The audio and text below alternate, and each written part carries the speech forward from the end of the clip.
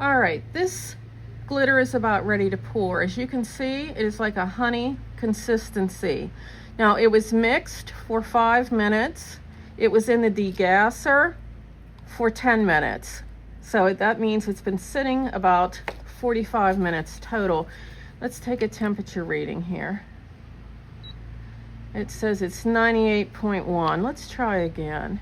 There, yeah, I think that's a little more accurate. Well, 106 it says. Someone asked me yesterday and I said probably between 100 and 104, but this is a little more, a couple degrees higher. Okay, and what I'm doing today is I'm going to make a tray here, and I just want this in the center for my flower, so I'm putting that in carefully.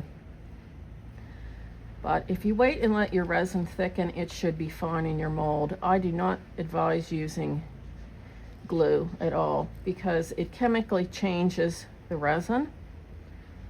It makes it slimy, and the other bad thing I don't like at all is it makes the final product cloudy.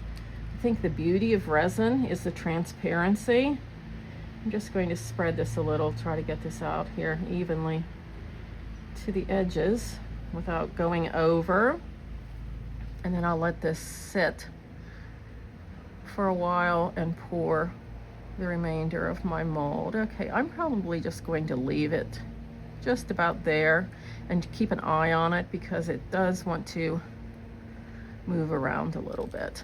All right, that's how you pour resin with glitter in it.